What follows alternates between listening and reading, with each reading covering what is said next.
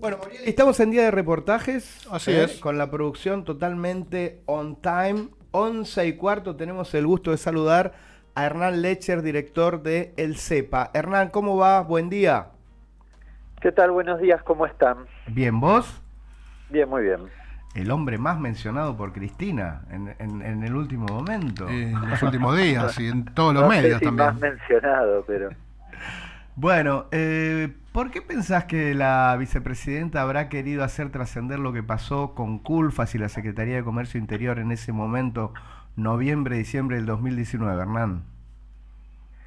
me parece que Cristina planteó un debate económico barra político, que es cómo abordamos la discusión no solo de la inflación, o diría más bien de la recuperación del poder adquisitivo, y en ese sentido me parece que abrió la puerta, no es la primera vez, pero abrió la puerta a un debate de cara a la sociedad, diría, Ujú. de cómo abordar este problema, en un momento donde obviamente los datos de la inflación son parte central del debate económico en la Argentina por el nivel en el que están, y además porque, y sobre todo porque el proyecto político del Frente de Todos tiene un firme compromiso en la recuperación del poder adquisitivo, Y con sí, lo cual totalmente.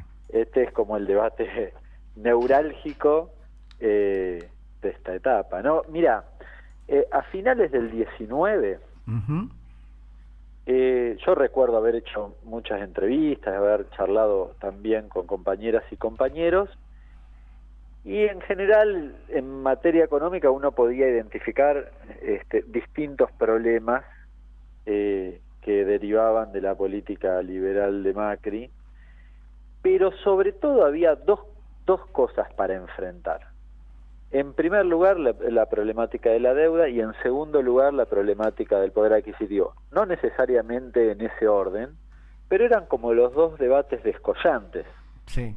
Eh, Después podía haber una infinidad de otros temas, pero esos eran como los dos debates o los dos grandes desafíos que tenía por delante el gobierno entrante en ese momento, y siguen siendo obviamente los dos temas centrales en materia económica en nuestro país.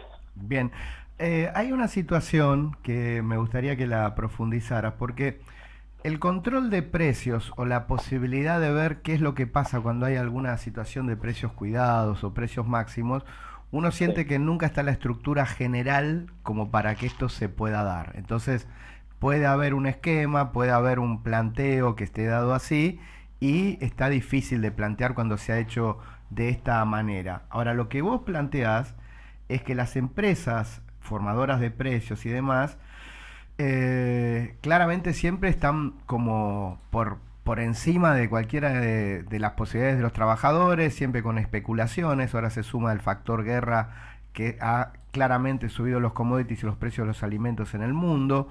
Pero, ¿qué harías vos si estuvieras en este lugar? Porque esto de forzar y disciplinar a las empresas puede funcionar, puede ser de otra manera, es con diálogo, es con firmeza, es generando confianza. ¿Cómo se hace? El diálogo no hay que perderlo en ningún momento, Ujú. pero yo soy de aquellos que cree que finalmente el rol del Estado es el de ponerle el escabel al gato, ¿no? El cascabel al gato. Es Ujú. decir, frente a la problemática de lo que es la disputa finalmente del precio, el garante de los intereses de las mayorías populares es el Estado. Nosotros a finales del 19, y ahora te quiero describir qué habíamos planteado, ¿no? ¿Qué haríamos? Bueno, nosotros Perfecto. hicimos un documento de 12 páginas que describía muchas cuestiones, pero que en términos generales, ¿cuál era el diagnóstico? El diagnóstico es, viene un escenario de puja distributiva. Ujú. Era bastante evidente porque había caído fuertemente el poder adquisitivo, pero también había caído la actividad. Entonces uno podía imaginar que ese escenario iba a ser parte de, digamos, de lo que venía. Y entonces nosotros planteamos varias cuestiones. Por ejemplo, en primer lugar, decíamos, la Secretaría de Comercio, a ver, la problemática de la inflación es multidimensional y tiene muchas cuestiones para abordar. Esto que te voy a mencionar se acota exclusivamente a lo que podría o puede hacer la Secretaría, que no es el universo de las problemáticas de disputa contra la inflación, ¿no? En ese contexto, la primera cosa que decíamos es la Secretaría estaba desmantelada. Macri había echado 500 inspectores, habían quedado 15. Bueno, nos parecía imprescindible recomponer esa plantilla. Sí, 15 inspectores para todo el país, una locura. Sí, parece difícil imaginar, salvo que vos creas que no va por ahí, ¿no? Digamos que Claro. no tenés que hacer control territorial. Yo siempre planteé y siempre mi posición fue la misma, y de hecho íbamos un poco más allá y decíamos tiene que haber un fuerte control ciudadano, como había pasado en 2014, 2015, con una fuerte publicidad de los programas y demás, porque el consumo está muy asociado a lo que vos ves en términos publicitarios, esto no es nuevo, con lo cual si vos le quitas publicidad, además de perder las herramientas interesantes que había significado, por ejemplo, construir la marca Precios Cuidados y que muchas pymes quisieran participar por eso, perdías esta otra herramienta de que el conjunto de la población actuara también como garante, como controlador de esta dinámica. Planteábamos además recomponer el observatorio de costos, que está dentro de la ley del 2014, una herramienta o una institución, si querés, que permite discutir hacia adentro de la cadena de producción y comercialización los márgenes de rentabilidad. Planteábamos... Hay una pregunta en relación al tema de los costos. ¿Esto implicaría a veces revisar un poco la presión impositiva, la presión tributaria sobre lo que es un alimento a la mesa de los argentinos y argentinas, que muchas veces tiene, según dicen los empresarios, una cantidad de impuestos tremenda? Sí, pero ¿sabés qué? Pensándolo por la positiva, Ajá. Si vos mirás en general el promedio de impuestos, Argentina está incluso por debajo de Brasil y Uruguay. El problema es cómo se distribuyen internamente. Claro. Nosotros que somos de San Martín, ¿es razonable que una pyme pague lo mismo que una multinacional? Y tal vez no. Eso sí hay que discutirlo dentro de la cadena. Y en general lo que vos ves, no solo en materia de impuestos, porque finalmente la generalización hace esto, digamos, no discrimina entre unos y otros, pero además, en general las grandes lo que tienen es la posibilidad, y esta es la dinámica principal del oligopolio, la posibilidad de administrar los márgenes de rentabilidad. Entonces, frente a una crisis o frente a un aumento internacional de los precios, lo que hace es le transfiere al eslabón más débil, en general las pymes o al consumidor, ese costo, ¿no? Entonces o te aumenta el precio, o en el caso de la pyme le dice, bueno, te pago 2 meses después, ¿no? Y básicamente le gira el costo del financiamiento a la pyme, y mientras tanto, o si la tasa de interés es muy alta, ¿qué pasaba con Macri? La tasa de interés muy alta, entonces le postergaban los pagos porque te enviaban con esa guita. Todo eso es discusión de precios. Nosotros agregábamos otras cuestiones, discusiones de índole sectorial, como el tema de la carne, que después finalmente se implementó, la cuestión del cupo, porque China era una realidad que, por un lado, era muy beneficioso porque te demandaba, pero a la vez te generaba tensiones al alza de los precios locales. Bueno, planteábamos mercados federales y una coordinación, sobre todo, de la dinámica de los distintos estamentos del Estado, porque, de nuevo, no es solo la Secretaría, sino que vos tenés línea de subsidio o línea de crédito subsidiado, la misma empresa que después te remarca, ¿no? O le das beneficio, le das subsidio a las tarifas, un montón de beneficios que finalmente no hay contraparte. Claro. En relación a ese beneficio que es el esfuerzo del conjunto de los argentinos, no es de alguien solo. ¿Y por qué pensás que en este momento, frente a esta situación, no se hace mucho respecto de endurecerse con estas situaciones? ¿Qué es lo que está pasando? Yo creo que hay dos miradas al menos respecto de cómo abordar este tema. Me da la impresión que hay una mirada más vinculada con creer que la dinámica de la economía argentina está más asociada a los incentivos, ¿no? Quizás en Europa, quizás en Estados Unidos, puede ser que un incentivo te ordene algunas otras variables de índole macroeconómico. ¿Esto qué es? Bueno, vuelvo al ejemplo de recién. Yo te doy una tasa subsidiada de financiamiento y entonces hay una contraparte de eso que modera, no sé, el incremento de precios o implica que inviertas más, supongamos, ¿no? Entonces hay como una negociación en base al incentivo. Me da la impresión que en la Argentina esa dinámica no funciona y funciona en general más en tensión. Es decir, vos tenés una estructura en la Argentina, sobre todo, por ejemplo, en el segmento de alimentos, no solo oligopolizada, sino extranjerizada.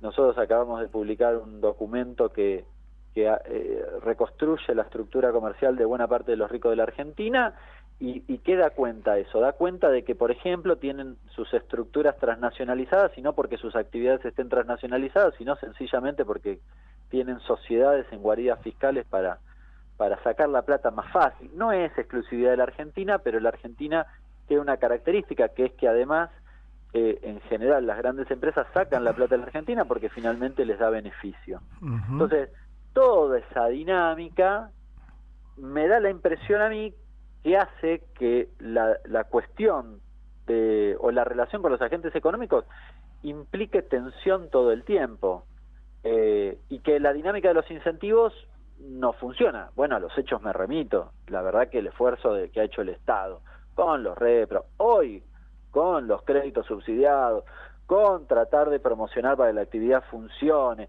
con la protección al sector textil, con el previaje, no sé, por poner algunos ejemplos, es muchísima. Y no hay un correlato del otro lado del sector empresario, que finalmente no estoy hablando de otra cosa que no sea que apuesten a la Argentina, ¿eh? Bueno, no lo hay. La presión del tema del precio de los alimentos a nivel mundial, con el tema de la guerra, ¿cuánto está presionando sobre la estructura ya de una inflación que veníamos, que estaba en el 30, 35, 50% después, digamos? Porque cuando a veces escucho a algunos, como que acá en esta cuestión somos tan ombliguistas que nos estamos olvidando de esa parte, y está claro que se suma un problema más al problemón que nosotros tenemos, ¿no? Porque nosotros no podemos bajar la inflación hace décadas.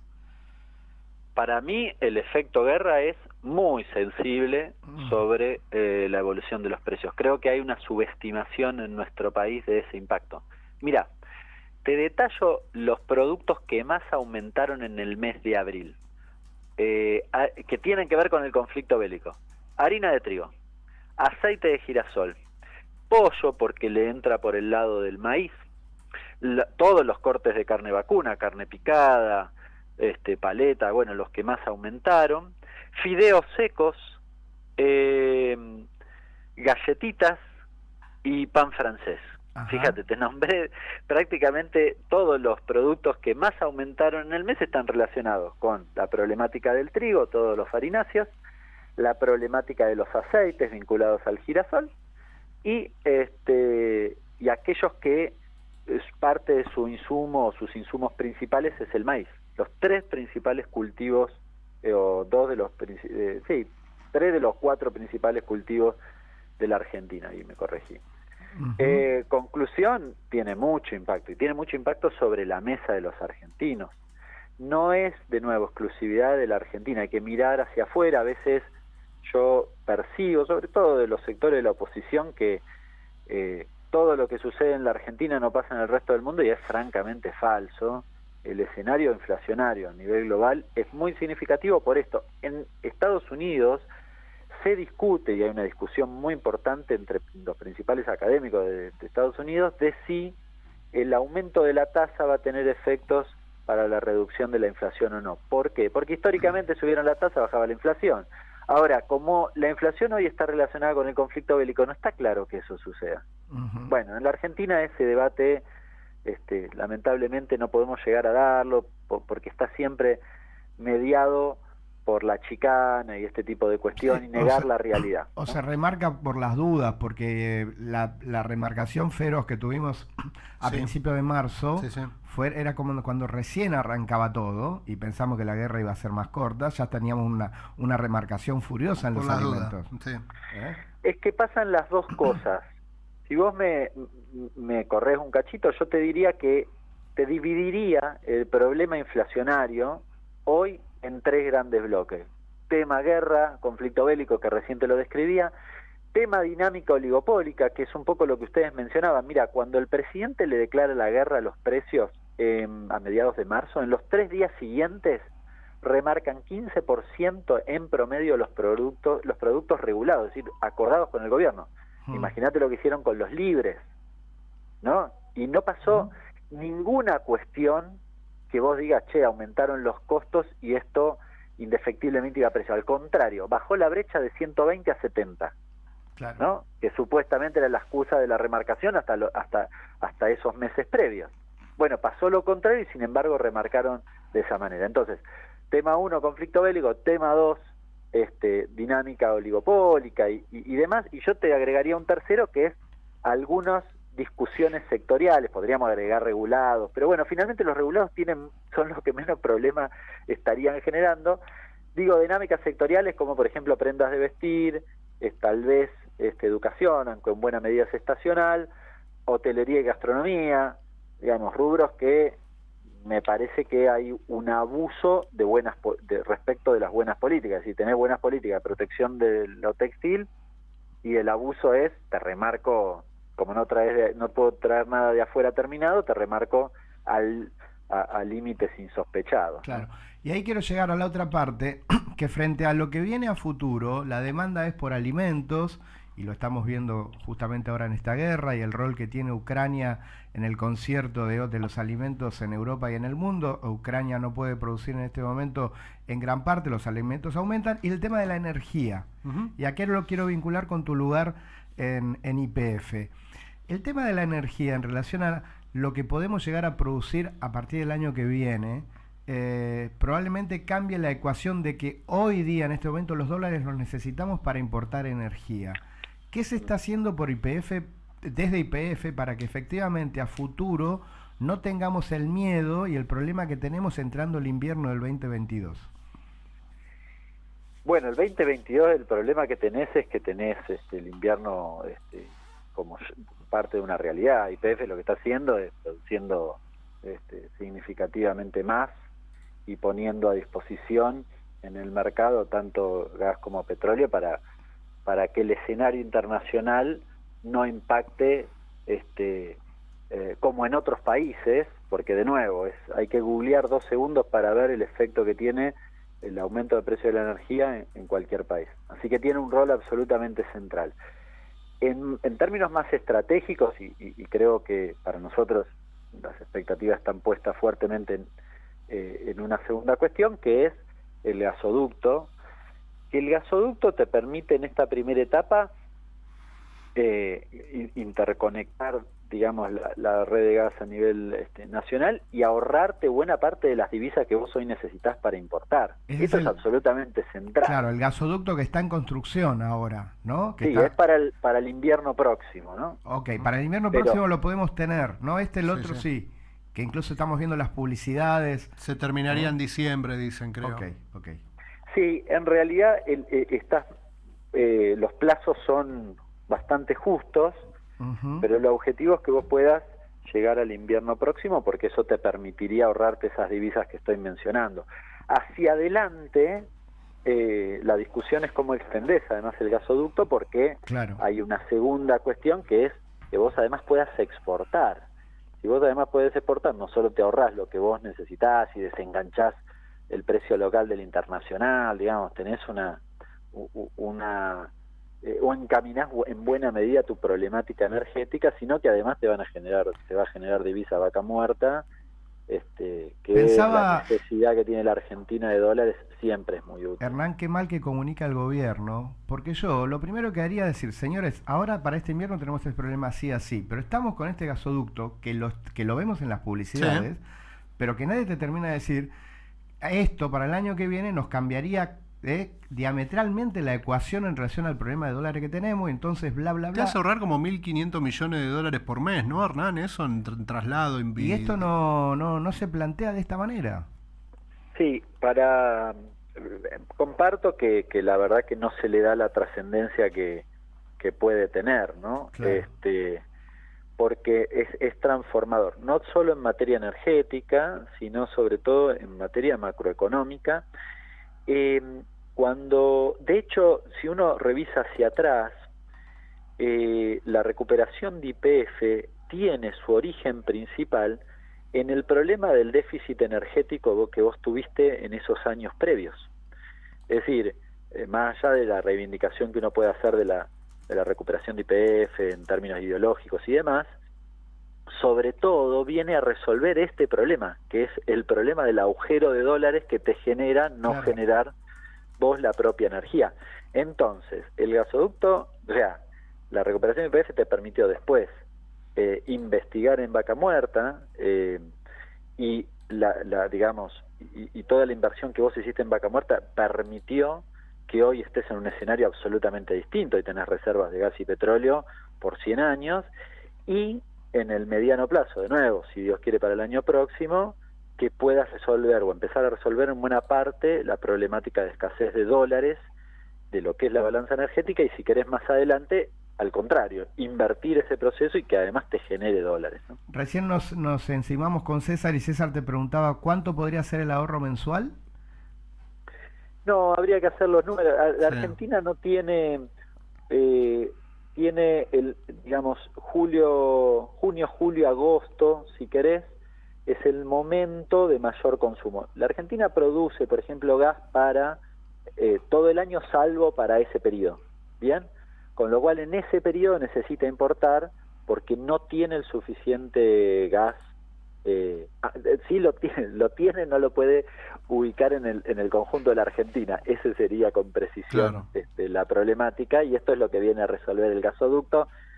No tengo el número en la cabeza, pero sí pueden ser 1.500 palos en cada uno de esos meses sin problema. Ahora, hay la gira esta que tuvo el presidente por Europa, anunciaron también, como decíamos recién, como muy en voz baja, acuerdos de venta de energía o de gas no convencional a Alemania, a Francia, a España. ¿Eso es así? ¿Está ese acuerdo? Yo no fui parte de la gira, no sé qué se habló en particular. No me parece desacertado que la Argentina empiece a tender puentes para que sea una realidad la posibilidad de exportar gas y petróleo, por esto mismo que estoy mencionando, porque tal vez en 2 años nosotros podemos tener esa salida. Hay que invertir en la Argentina, en plantas de regasificación y demás. No es tan sencillo como hacer el gasoducto y ya, ¿no? Bien. Hernán, bueno, te comento que hoy Guzmán se va a reunir con Feletti, y como también detrás de esto hay un tema político muy fuerte, pasa a ser una información que se vuelvan a ver la cara, y dice el título de ámbito para una nueva estrategia contra la inflación, y el secretario de Comercio Interior después tendría reunión con distintas representaciones de cámaras de pasta fresca, pizzerías, empanadas y asociación de panaderos. Bueno, te mandamos un saludo muy grande y gracias por esta entrevista, Abrazo grande para ustedes. Muy bien, era Hernán Lecher, el director del CEPA, otra gran entrevista que tuvimos hoy. Muy bien por la producción. Yo le propongo ir a una tanda, porque nos queda 1 hora de programa y tenemos de todo. Villa, Boca, NBA. ¿Patricia Bull estuvo ayer en San Martín?